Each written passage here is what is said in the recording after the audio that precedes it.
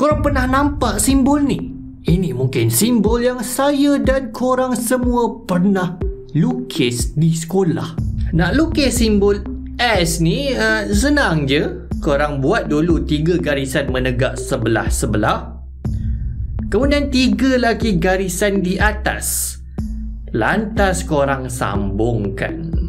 Kan pernah tengok kan? Simbol ni dia sangat-sangat familiar. Dan rasanya dia mungkin tersebar ke semua sekolah di seluruh Malaysia. Mungkin. Tapi rupa-rupanya di internet kita temui bahawa ramai yang cakap mereka pernah lukis simbol ni waktu di sekolah. Ramai tu bukan hanya di negara kita saja. Malah bukan hanya di benua kita Asia. Malah setiap kali ditanya wakil bagi setiap negara di seluruh dunia sama ada mereka pernah melihat, pernah melukis simbol ini, mereka akan jawab, ya, mereka pernah tengok, mereka pernah lukis waktu di sekolah. Bukan tu saja, malah wakil dari setiap generasi tahun 2000, 1990-an, 1980-an, 60-an juga pernah melihat simbol S ni. Dan bila dipetakan negara-negara yang pernah melihat simbol S aneh ini yang kita dapati.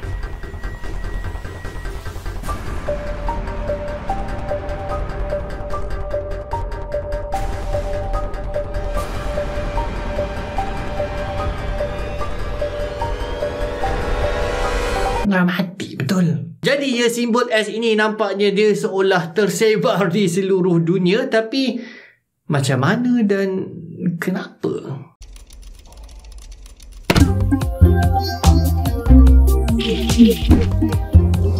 Jom buka Linda Ajar. Assalamualaikum dan selamat datang ke saluran Ajar Pendidikan di luar buku teks. Zaman sekolah, kalau kita fikir balik, dia sebenarnya satu zaman yang agak pelik. Kita banyak buat benda-benda yang sebenarnya telah pun tersebar ke semua sekolah lain satu Malaysia. Contoh main pemadam. Dulu waktu saya mula masuk tadika dah ada dah orang yang main benda alah ni. Tapi bila pindah sekolah asrama penuh, saya sedar bahawa bukan sekolah saya je yang terpengaruh dengan permainan pemadam ni. Bila saya tanya kawan-kawan Ganu, Kelantan, Johor, semuanya kata mereka pernah main dan peraturannya sama je untuk setiap sekolah. Itu belum lagi cerita pasal game pensel tekan, game tepuk kad. Yang peliknya fenomena ni adalah kita susah nak tentukan dari mana dia datang. Berbeza dengan contohnya permainan yang memang dah terkenal secara antarabangsa, contohnya macam bola sepak, badminton ke, ya, semua sekolah tahu tentang permainan-permainan ni. Tapi itu sebab dia ada asal usul dan badan yang rasmi. Permainan-permainan ni dapat liputan yang meluas. Ada pertandingan pada semua peringkat dan yalah, korang faham lah kan. Ataupun game macam Pokemon, Beyblade, Tamiya, Digimon. Game-game ni waktu kita kecil kita duk tengok dekat TV, dia ada anime dia penuh dekat pasaran. Jadi kalau yang ni, ya, tak hairan lah satu sekolah, satu Malaysia tahu. Tapi game macam pemadam, dia tak ada anime kan? Ke ada anime game pemadam? Tak ada pertandingan, tak ada asal usul dan badan-badan rasmi, tapi dia tetap berkembang dengan sangat-sangat viral. Dan entah macam mana dia menerobos budaya dan pengetahuan jutaan budak-budak sekolah merentas generasi. Agak aneh, tapi tak sepelik simbol S ini. Ia adalah fenomena yang kita boleh kata sangat kecil, tak signifikan apa pun. Dia cumalah satu cara spesifik untuk melukis satu simbol S. Tak pernah ada cerita TV yang ajar, tak ada pertandingan melukis simbol ni. Tapi hampir semua budak sekolah, entah macam mana diorang tahu, diorang pernah belajar pada satu tempoh. Dia macam satu ilmu yang tersebar menjajah otak-otak manusia secara global tanpa sedar. 6 garis menegak diikuti dengan 8 lagi garis. Inilah aturan yang menembusi kesedaran minda kanak-kanak seluruh dunia. Dramatik betul.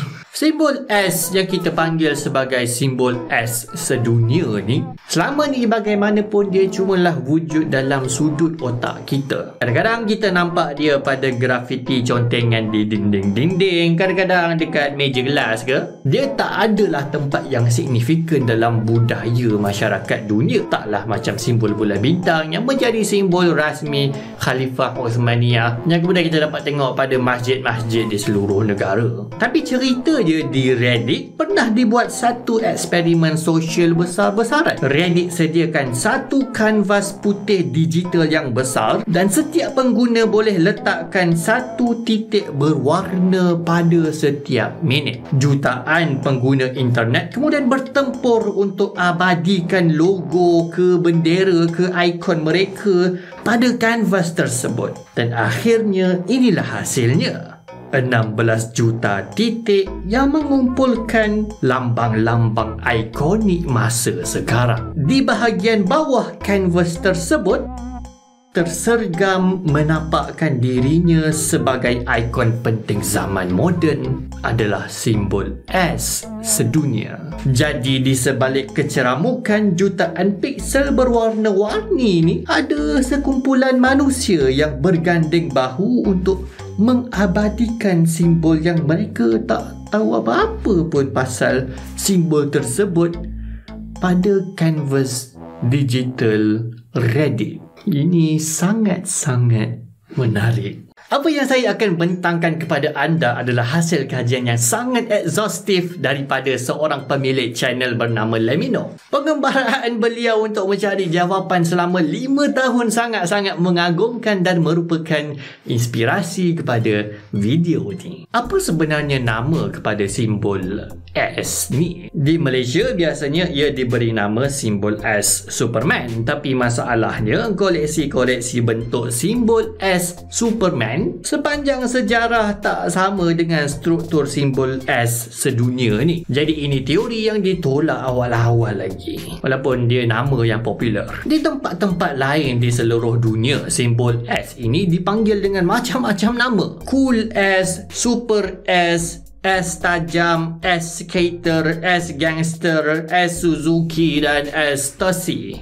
Malah sebenarnya ini simbol S ke? Ada yang kata dia boleh jadi simbol infinity, simbol 8, 5 ke, 2 ke, mungkin simbol dolar atau helix berkembar macam DNA tu. Ada yang kata simbol S sedunia ini asalnya adalah merupakan versi ringkas kepada Ouroboros, simbol kudo seekor naga yang memakan ekornya sendiri untuk melambangkan kitaran hidupan dan kematian.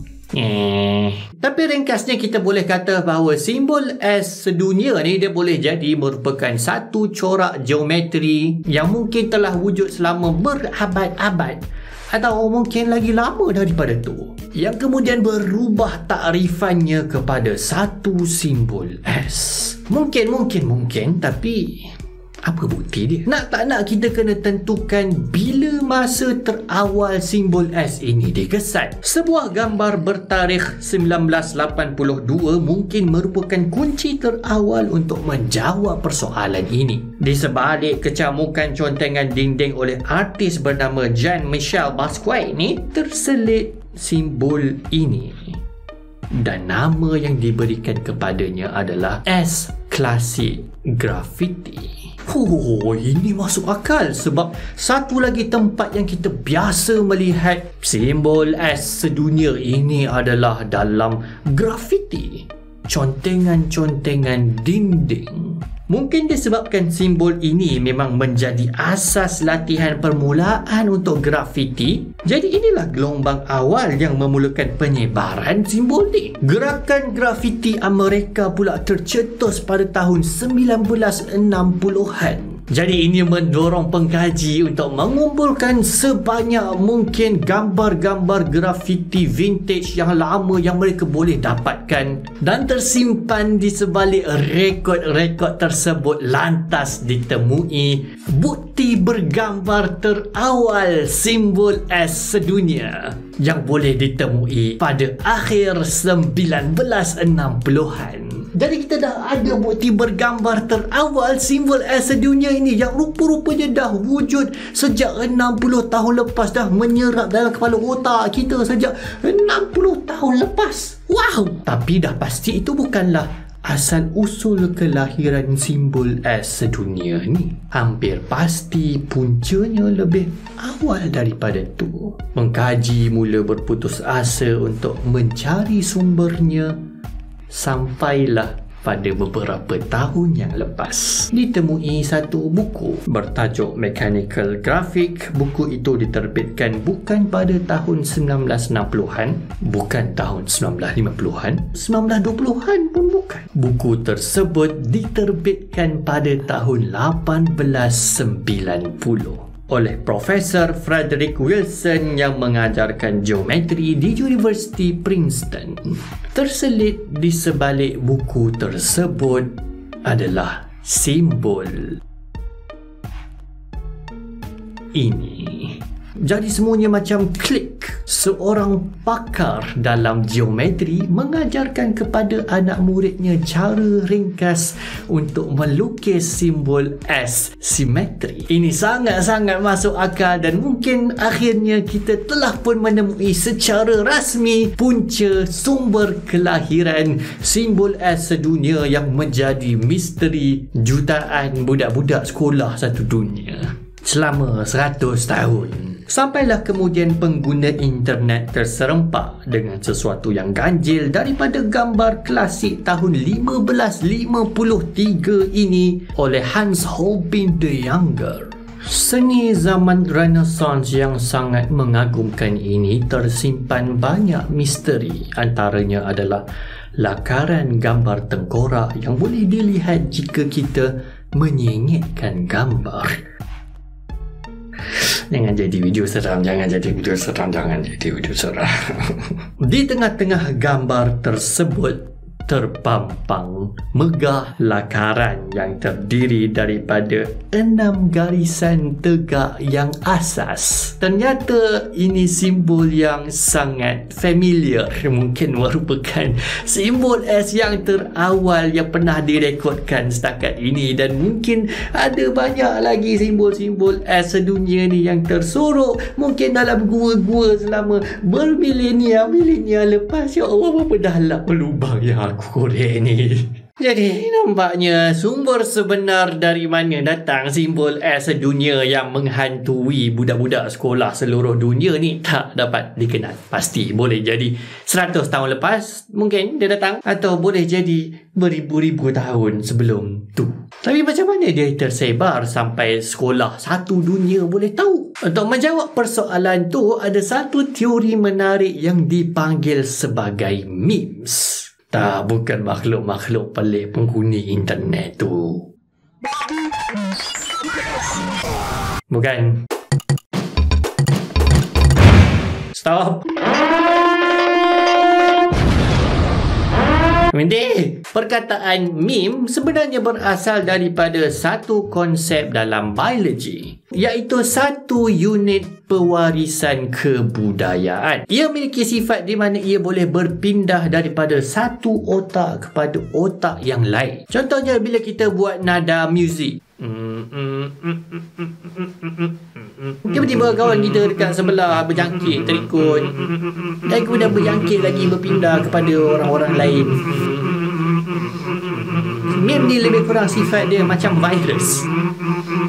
Lagi kuat virus tu, contohnya macam nada tu lagi catchy, lagi senang ikut, lagi senang ingat, lagi mudah dia ditiru dan lagi mudah untuk dia merebak. Itulah sebab apabila sesuatu tu dia merebak dengan sangat cepat mencapai jutaan orang, kita panggil dia sebagai viral, yang datang daripada perkataan virus. Dan meme ni dia boleh jadi banyak benda. Dia boleh jadi cara spesifik untuk mengukir kayu, fashion yang spesifik, dan meme internet tu pun dia boleh merebak macam virus. Jadi tampaknya simbol S sedunia ni dia bukan saja satu meme yang dia boleh merebak kepada jutaan orang di seluruh dunia. Dia juga seperti virus yang sangat kuat yang boleh melangkaui jangka hayatnya selama beratus-ratus tahun. Mungkin disebabkan sifat corak geometrinya yang sangat ringkas dan menarik, mudah untuk ditiru, atau ada ejen yang menyebarkannya. Apapun itulah sedikit sebanyak penerokaan kita terhadap simbol yang aneh ini. Jadi tak tahulah apa pengajaran yang kita boleh dapat daripada video ni. Cuma ya kalau korang suka, jumpa like, share dan subscribe. Dan macam biasa kalau anda menyokong saluran ajar dan konten-konten pendidikan luar buku teks yang kami hasilkan, bolehlah pertimbangkan untuk menjadi ajarian dengan tekan butang join ataupun butang support. Sangat-sangat membantu kita. Jumpa lagi dalam video ajar yang akan datang. Assalamualaikum.